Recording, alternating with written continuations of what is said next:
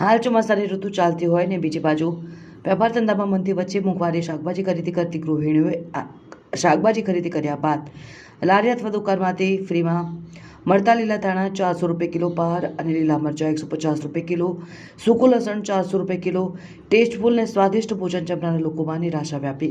તેમજ શાકભાજીના ભાવ દિવસે ને દિવસે સતત વધી રહ્યા છે. ડુંગળી, ગરીબોની કસ્તુરી 60 રૂપિયા ઉપરાંત કિલોનો ભાવ અને આદુ 150 રૂપિયા કિલોનો ભાવ, તુવેર સિંગ 120 રૂપિયા કિલોનો ભાવ, મેથી ભાજી 120 રૂપિયા કિલોનો ભાવ, બટાટા 60 રૂપિયા કિલોનો ભાવ વગેરે શાકભાજી પણ મોંઘા. દાંપત્ય જીવન જેવું મુશ્કેલ લાગી રહ્યું છે. શાકભાજીની કઠોળ પણ ખરીદી કરવી મુશ્કેલ બની છે, જ્યારે કે શ્રમજીવી વર્ગ મુશ્કેલીમાં મુકાઈ ગયા છે. શાકભાજીનો છૂટક વેપાર કરતા ડભોઈના વેપારીએ જણાવ્યું હતું કે શાકભાજીના ભાવ સતત વધતા જતા તેનું કારણ કે ખેતીનો પાક કરતા ખેડૂતોને વાઘના ખર્ચ સામે યોગ્ય વળતર ન મળવા જેના કારણો છે.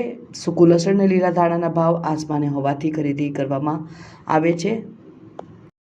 ઓકે, ડભોઈમાં શાકભાજીના ભાવ એકદમ આસમાન ઉપર છે અને દરેક શાકભાજી મોંઘી થઈ ગઈ છે ને બજારની અંદર ઘરાકીનો કોઈ હિસાબ નથી. ઘરાકી ચાલતી નથી ને મોંઘું શાક લોકોને પરવડતું નથી. અમુક ગરીબોને તો આ ભાવની અંદર શાકભાજી ખાતા નથી એટલે બહુ મોંઘું પડે છે એમને.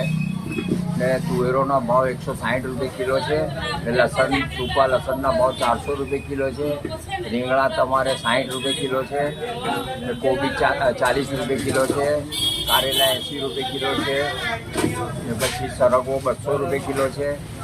બધી શાકભાજીના ભાવ આસમાન ઉપર છે. ગરીબોને આ ભાવમાં પોસાતું નથી ને એકદમ ગરીબોની અંદર શાક ખાવાની બહુ ત્રેવડ નથી એટલે ગરીબો બહુ ઓછું શાક લઈ જાય છે. ભાવ વધવાથી બજારમાં ગરાકીનો માહોલ નથી. બિલકુલ ગરાકી મંદી છે.